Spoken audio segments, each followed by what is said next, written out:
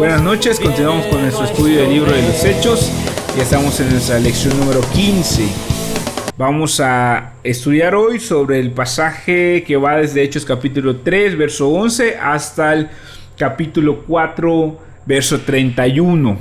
En este pasaje vamos a ver que Pedro va a hablar ante la multitud de judíos, ante el Sanedrín y ante la iglesia. Vamos a explicar lo que Hechos capítulo 3 al 4, en estos versos que ya comenté, enseñan sobre el perdón, la salvación, el desánimo, la soberanía de Dios y la llenura del Espíritu Santo. Si ya tienes allí la palabra abierta, vamos a leer, le voy a dar lectura hasta el verso 16. Dice la palabra: llenos de asombro, salieron todos corriendo hacia el pórtico de Salomón, donde estaba el hombre sujetando fuertemente a Pedro y a Juan. Pedro vio esto como una oportunidad y se dirigió a la multitud. Pueblo de Israel, dijo, ¿qué hay de sorprendente en esto? ¿Y por qué nos quedan viendo como si hubiéramos hecho caminar a este hombre con nuestro propio poder o nuestra propia rectitud? Pues el Dios de Abraham, de Isaac y de Jacob, el Dios de todos nuestros antepasados, quien dio gloria a su siervo Jesús al hacer este milagro, es el mismo Jesús a quien ustedes rechazaron y entregaron a Pilato, a pesar de que Pilato había decidido ponerlo en libertad. Ustedes rechazaron a ese santo y justo y en su lugar exigieron que soltaran a un asesino. Ustedes mataron al autor de la vida, pero Dios lo levantó de los muertos, y nosotros somos testigos de ese hecho. Por la fe en el nombre de Jesús, este hombre fue sanado, y ustedes saben que él antes era un inválido. La fe en el nombre de Jesús lo ha sanado delante de sus propios ojos. Hasta ahí vamos a leer esta porción. Hechos capítulo 3 en el verso 12 y 13 nos muestra que Pedro, después de este milagro, confesó que él no podía sanar con su propio poder. O sea, el milagro no se había hecho por el poder de Pedro, sino que él mantuvo la vista, la dirección y el enfoque en Jesús. Veamos lo que dice el verso 12 y 13. Pedro vio esto como una oportunidad y se dirigió a la multitud. Pueblo de Israel, dijo, ¿qué hay de sorprendente en esto? ¿Y por qué nos quedan viendo como si hubiéramos hecho caminar a este hombre con nuestro propio poder o nuestra propia rectitud? Pues es el Dios de Abraham, de Isaac y de Jacob, el Dios de todos nuestros antepasados, quien dio gloria a su siervo Jesús al hacer este milagro. Él rápidamente enfoca de la expectación de la multitud, viendo a Pedro, estando ellos sorprendidos, hacia Jesús, quien es el autor de este milagro. Si avanzamos en el pasaje, vamos a ver que Pedro también es llamado, Pedro y Juan son llamados ante el concilio, ante el Sanedrín. Eso ya en el capítulo 4. Y ante el Sanedrín, Pedro y Juan eran considerados laicos. Ellos no habían estudiado ni habían estado en un instituto. Y dice la palabra más adelante en el 4:13: los miembros del concilio quedaron asombrados cuando vieron el valor de Pedro y de Juan, porque veían que eran hombres comunes sin ninguna preparación especial en las escrituras. También los identificaron como hombres que habían estado con Jesús. Pedro y Juan habían estado en el instituto del ministerio con Jesús por más de 3 años. Pero el Sanedrín no reconocía los estudios de Pedro y Juan, ni su preparación, porque ellos reconocían solo un tipo de escuela, la escuela a la que ellos asistían. Hay un instituto que se llama oración, un libro de texto que se llama la Biblia, un maestro que es el Espíritu Santo, pero muchos hoy desprecian esto por haber estado en un seminario. Sin embargo, nunca debemos pasar por alto que Dios es más grande, más poderoso que cualquier conocimiento humano y que Él capacita a sus siervos para la obra del ministerio. Yo no estoy desestimando los estudios, de hecho por eso estamos estudiando este libro y son necesarios, pero nunca debemos caer en el error en el que cayó en el Sanedrín, de pensar que porque alguien no tiene estudios teológicos a altos niveles no conoce a Dios. Pudiésemos estar muy equivocados. Así que en esta lección hay varios principios espirituales al final del capítulo 3 y el principio del capítulo 4, y de estas vamos a analizar por lo menos 5 principios espirituales que aprendemos de este discurso del apóstol Pedro. Lo primero que aprendemos, el primer principio espiritual, es que Dios está dispuesto a perdonar a los que se arrepienten. La multitud se reunió a ver a Lisiado, a este hombre paralítico, saltar en el templo. Pedro predicó un mensaje fuerte, acusó a los judíos de haber matado al autor de la vida. Y matar a Jesús es un pecado terrible. El mensaje de Pedro, sin embargo, pasó de ser de una acusación a una invitación, porque así funciona el Evangelio. El Evangelio nos lleva a la culpabilidad del pecado, pero cuando el Señor nos confronta con el pecado, Él no nos está desechando, Él no nos está echando en cara nuestro pecado, sino que nos está llamando hacia Él. Eso es lo que dice Juan 3:17, porque Dios no envió a su Hijo al mundo para condenar al mundo, sino para que el mundo sea salvo por Él. Reconocer nuestra culpa por el pecado es vital para poder acercarnos a la verdad del Evangelio, y eso es lo que Pedro hace. Pedro muestra la culpa del pecado, pero entonces traslada esa acusación a una invitación. Quiero que noten lo que dice el verso 17 del capítulo 3 de Hechos. Amigos, yo entiendo que lo que ustedes y sus líderes le hicieron a Jesús fue hecho en ignorancia. Pedro llamó a este pecado, llamó a la muerte del Señor Jesús un acto de ignorancia, a pesar de que en realidad los líderes judíos lo mataron, lo colgaron en un madero con dolo a propósito. Ellos planearon la muerte del Señor Jesús. Sin embargo, aquí el punto es que la ignorancia de estos hombres era voluntaria, porque ellos no querían reconocer a Jesús como el Mesías. Sin embargo, el Señor extiende su misericordia aún a los líderes que mataron a Jesús y considera bajo el nuevo pacto esta acción de matar al Señor como un acto de ignorancia. Y eso nos muestra la abundante gracia que el Señor Jesús tiene para con los pecadores, y nos reafirma que el Señor desea perdonar a los perdidos. Recordemos incluso la actitud del Señor Jesús estando en la cruz, allá en Lucas, en el capítulo 23. Vamos un poquito atrás. Lucas 23:34 dice la palabra: Jesús dijo: Padre, perdónalos porque no saben lo que hacen. Esta fue la actitud del Señor Jesús. Ahora, ¿cuál es la condición del Señor para perdonarnos? 1, el arrepentimiento, y 2, la fe en el Señor. El arrepentimiento y el volvernos a Dios es nuestra parte. La parte del Señor es salvarnos de nuestros pecados. Es Dios quien rompe las cadenas del pecado. Es Dios quien cambia el corazón. Es Dios que renueva nuestro espíritu en la regeneración. Pero nuestra parte está en el arrepentimiento y la conversión a Dios. Los que le den la espalda a Dios y continúen en sus pecados se perderán. Eso es lo que la Escritura enseña. Pero todos los que dan la espalda al pecado y ponen su mirada en el Salvador, entonces tendrán vida eterna. La gracia del Señor está disponible para todos, incluso para aquellos que mataron al mismísimo Hijo de Dios. El segundo principio espiritual que quiero compartir esta noche es que Dios desea dar refrigerio y bendecir a la gente. Verso 19, allí del capítulo 3 que estamos estudiando de Hechos.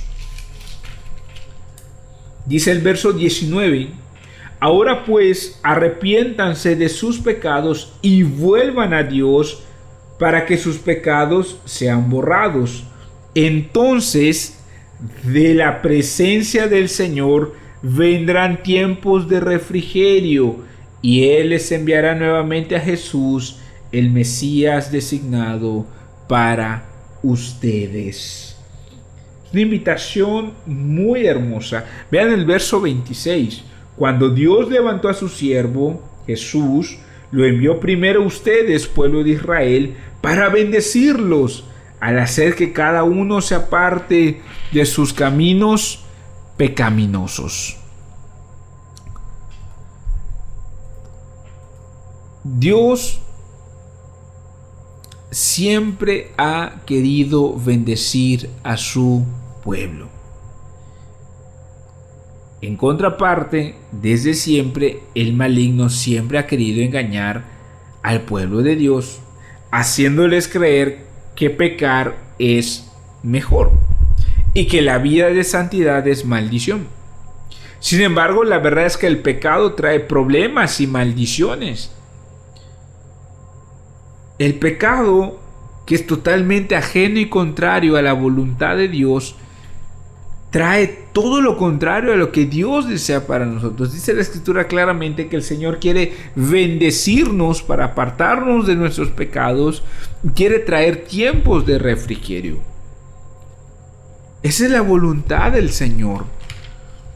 El Señor, cuando da sus mandamientos, el Señor, cuando nos llama a obedecer, no es para esclavizarnos como algunos piensan, sino que es para que nos vaya bien. Ahora, todo lo contrario es el camino del pecado. Vamos a Isaías en el capítulo 57. Isaías 57 en el verso 20 y 21. Isaías 57, versos 20 y 21. Dice la palabra: pero los que aún me rechazan son como el mar agitado, que nunca está tranquilo, sino que continuamente revuelve el lodo y la tierra. No hay paz para el perverso, dice mi Dios. Así son los caminos de aquellos que no abandonan el pecado. Ellos no pueden encontrar la bendición del Señor, ni pueden traer refrigerio a sus almas. Por el contrario, el Señor vino a traernos vida y vida en abundancia. Familia, la salvación trae refrigerio al alma cansada. El Evangelio trae bendición. Donde el Evangelio llega, donde el Evangelio se enraiza, ahí hay bendición. Eso es lo que el apóstol Pedro nos comenta en este mensaje que le da a la multitud. Tercer principio espiritual que quiero resaltar en esta noche es que el enemigo desea desalentar a los obreros. Después de que los apóstoles hicieron este milagro, sucedió algo totalmente contrario a lo que esperaríamos. Hechos capítulo 4, versos 1 al 3. Mientras Pedro y Juan le hablaban a la gente, se vieron enfrentados por los sacerdotes, el capitán de la guardia del templo y algunos de los saduceos. Estos líderes estaban sumamente molestos porque Pedro y Juan enseñaban a la gente que hay resurrección de los muertos por medio de Jesús. Los arrestaron y, como ya era de noche, los metieron en la cárcel hasta la mañana siguiente. Los saduceos estaban resentidos contra Pedro y Juan porque ellos no creían en la resurrección, no creían en milagros. Eran estudiosos de la palabra, pero no creían nada que no pudieran examinar más allá de las letras y las palabras. Eran estudiosos de la palabra, pero no la conocían. El enemigo siempre va a buscar medios y formas para desalentar a los obreros. El enemigo le molesta que hablemos del Señor Jesús. Pedro y Juan fueron llevados a la cárcel por hacer algo bueno. Y esto es lo constante en la obra del Señor. Cuando sirvas al Señor, no estés esperando recompensas. No esperes halagos o no esperes que por ello te vaya necesariamente bien. Todo lo que hacemos Lo debemos hacer por servicio al Señor y en obediencia a Él, no para tener halagos por parte de los hombres, porque entonces nos vamos a desanimar. Pedro y Juan no hicieron nada malo y sin embargo fueron llevados ante el Sanedrín y fueron encarcelados. Esto es algo recurrente cada vez que servimos al Señor y queremos servir con ánimo. Alguien le enseña historias bíblicas a los niños, un maestro de niños prepara sus clases para enseñarlas, para dedicarles tiempo a ellos y que aprendan más de la escritura, y siempre habrá la queja de algún padre que no está satisfecho o que no le gusta el trabajo del maestro. Diriges la alabanza, te preparas, ensayas, a los hermanos no les gusta la música, critican la letra de la canción, etc. Quizá te toca limpiar la iglesia y nadie lo nota. O quizá te toque llevar ayuda a gente en necesidad y siempre habrá gente que se queje porque no ayudas a todos. El enemigo siempre va a buscar la manera para desalentarnos y para apagar nuestra fe. Y es precisamente lo que le sucedió a Pedro y a Juan. Siempre va a haber gente que se oponga a la enseñanza. Y así como los saduceos, lamentablemente, siempre hay gente que se opone a esta enseñanza que les estoy compartiendo. Simple y sencillamente porque ellos no creen en milagros y sanidades. Pero si nosotros queremos permanecer en la verdad de la Escritura, necesitamos creerla completa y anclarnos solamente en la Biblia, sin quitarle nada. Familia, el enemigo siempre va a buscar manera de desalentar. Alguien te va a desalentar y te va a decir: no, eso que te está enseñando no es cierto, esos de los milagros ya pasaron, eso no existe, eso de hablar en lenguas, no. Siempre hubo un milagro, poder de Dios manifestado, y sin embargo se los llevaron a la cárcel. El diablo desea desalentar a los obreros de Dios, y es aquí donde tenemos que levantarnos con nuestras armas de fe para no decaer. Y esto nos lleva al cuarto principio que quiero compartirles esta noche. En el 4:5, Hechos capítulo 4 verso 5 dice la palabra: al día siguiente el concilio, integrado por todos los gobernantes, ancianos y maestros de la ley religiosa, se reunió en Jerusalén. Wow. Los apóstoles fueron llevados ante el concilio, quien era el máximo tribunal judío. La Reina Valera 60 habla del Sanedrín o concilio, que estaba formado por 3 grupos de líderes religiosos. Aun aunque ese tribunal era el que había apresado a Pedro y a Juan y que ellos eran la máxima autoridad, el cuarto principio que aprendemos aquí y que necesitamos recordar es que Dios es soberano. Verso 18 del capítulo 4: entonces llamaron nuevamente a los apóstoles y les ordenaron que nunca más hablaran ni enseñaran en el nombre de Jesús. Verso 21: entonces el concilio los amenazó aún más, pero finalmente los dejaron ir porque no sabían cómo castigarlos sin desatar un disturbio, pues todos alababan a Dios. El Sanedrín tenía autoridad, pero había una autoridad sobre esta autoridad, y es la autoridad del Dios soberano. El Señor es soberano. Los apóstoles que habían sido sometidos ante esta autoridad confiaron en el Señor, y entonces la paz vino a ellos. Informaron a la iglesia y no ocultaron nada. Entonces la iglesia oró. ¿Por qué? Porque las cosas parecían que estaban yendo mal. Las cosas parecían que no estaban funcionando. Los apóstoles habían hecho algo bien, pero ahora la máxima autoridad estaba en contra de los apóstoles. Y quiero que vean cómo oró la iglesia. En el verso 24 al 30 dice: cuando los creyentes oyeron las noticias, todos juntos alzaron sus voces en oración a Dios. Oh Señor soberano, creador del cielo y de la tierra, del mar y de todo lo que hay en ellos. Hace mucho tiempo tú hablaste por el Espíritu Santo mediante nuestro antepasado David, tu siervo, y dijiste: ¿por qué estaban tan enojadas las naciones? ¿Por qué perdieron el tiempo en planes inútiles? Los reyes de la tierra se prepararon para la batalla, los gobernantes se reunieron en contra del Señor y en contra de su Mesías. De hecho, eso ha ocurrido aquí en esta misma ciudad, pues Herodes Antipas, el gobernador, Poncio Pilato, los gentiles y el pueblo de Israel estaban todos unidos en contra de Jesús, tu santo siervo, a quien tú ungiste. Sin embargo, todo lo que hicieron ya estaba determinado de antemano de acuerdo con tu voluntad. Y ahora, oh Señor, escucha sus amenazas y danos a nosotros, tus siervos, mucho valor al predicar tu palabra. Extiende tu mano con poder sanador, que se hagan señales milagrosas y maravillas por medio del nombre de tu santo siervo Jesús. Dice la palabra que a pesar de las circunstancias que estaban atravesando, la iglesia oró. Y dice que todos elevaron su voz. Cuando una persona dirige la oración, todos los creyentes deben estar orando, no solamente escuchando.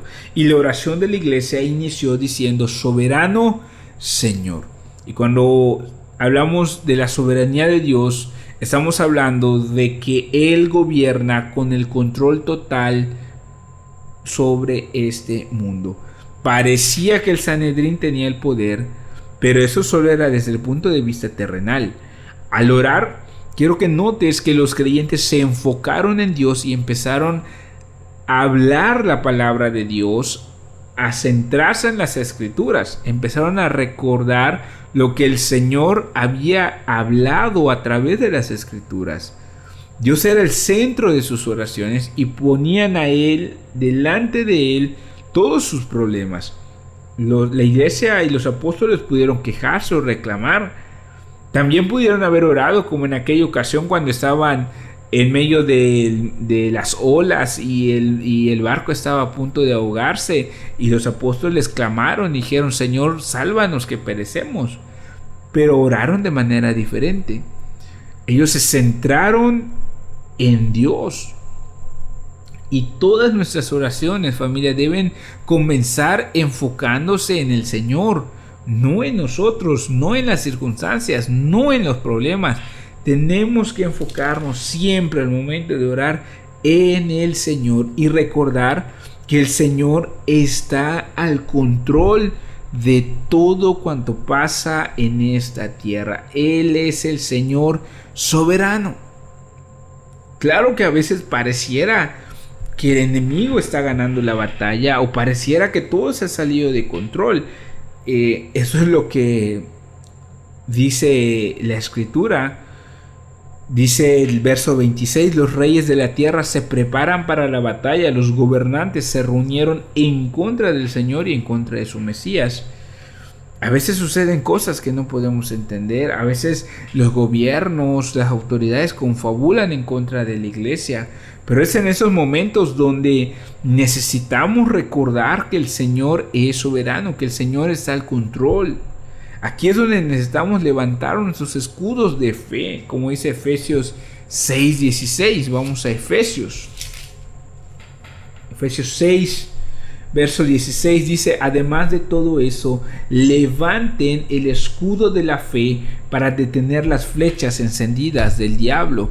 Aquí es cuando Satanás envía sus flechas, cuando él ataca, cuando las cosas no van bien, cuando las cosas parecen que no están controladas por el Señor. Es donde tenemos que levantar nuestro escudo de la fe y recordar que Dios es soberano en medio de toda circunstancia y de toda situación. Dios estaba al control aun cuando Job pasó por el dolor. El Señor también estaba al control cuando José fue vendido por sus hermanos. El Señor estaba al control cuando Jesús fue crucificado. En medio de todas estas circunstancias y de todas estas situaciones, el Señor seguía estando al control, y eso es lo que no debemos olvidar. Aun cuando fueron encarcelados los apóstoles, aun cuando fueron amenazados y el Sanedrín tenía la autoridad, ellos se mantuvieron firmes en esta confianza de que el Señor es el soberano. Enfocaron su oración a Dios y entonces hallaron fuerzas. Y ese es un gran ejemplo que necesitamos seguir de la iglesia. Un último principio espiritual que encontramos en el relato que Lucas nos está haciendo de este suceso es que Dios quiere volver a llenar a los creyentes con el Espíritu Santo. Quiero que noten nuevamente la oración que hace la iglesia. Sé que a veces es bueno orar para que Dios cambie las circunstancias o cambie a las personas, pero esta no fue la forma de orar de los creyentes en este caso. Ellos en ningún momento oraron para que el Señor cambiara al Sanedrín. Quiero que lo notes. Ellos no oraron, Señor, cambia el corazón del Sanedrín. Señor, quita la oposición. No. Sino que ellos oraron para que el Señor los cambiara a ellos, a la iglesia. Ellos quizás se sentían temerosos y entonces pidieron valentía, oraron para que el Señor los cambiara a ellos, transformara sus corazones y los renovara. Dios quiere ayudarnos a cambiar a través del poder del Espíritu Santo, pero necesitamos pedirle al Señor que nos llene nuevamente. Recordemos esto, hay un solo bautismo en el Espíritu Santo. Ese se da en una sola ocasión, cuando es la primera llenura del Espíritu Santo. La evidencia es hablar en nuevas lenguas según el Espíritu da que uno hable. Pero hay múltiples llenuras. Hechos 4:31 dice la palabra: todos los creyentes estaban unidos de corazón 31. Después de esta oración, el lugar donde estaban reunidos tembló y todos fueron llenos del Espíritu Santo y predicaban con valentía la palabra de Dios. ¿Quiénes fueron llenos del Espíritu Santo? Todos, es decir, hasta los apóstoles y todos los que estaban en esa primera iglesia en Jerusalén.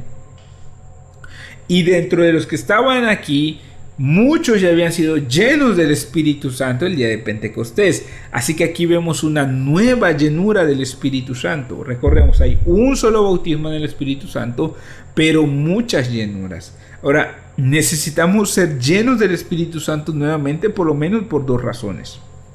Primero, porque la llenura se consume.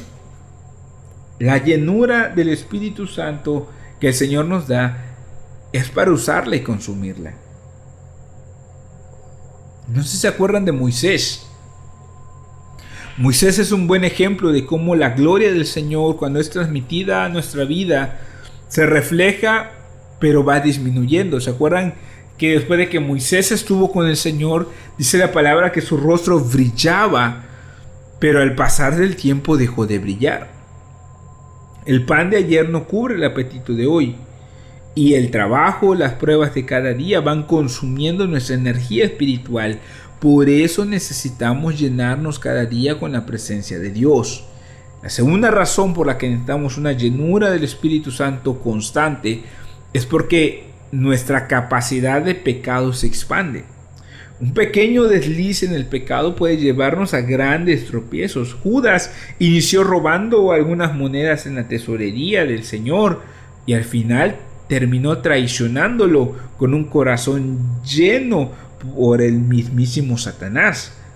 De alguna manera nuestra capacidad de albergar pecado se expande en nuestro corazón, pero de la misma manera que se expande nuestra capacidad para pecar, también se expande para recibir más de Dios. O sea, esto quiere decir que nuestro corazón tiene una capacidad de expansión espiritual, ya sea para lo malo o para lo bueno.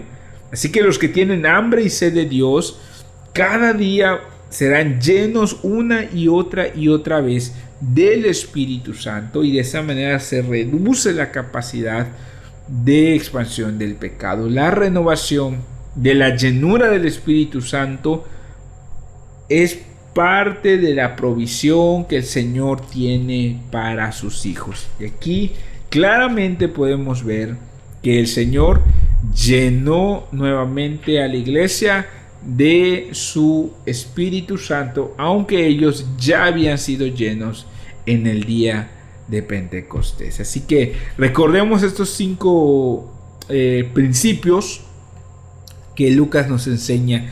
Dios está dispuesto a perdonar a los que se arrepienten. Dios desea dar refrigerio y bendecir a la gente.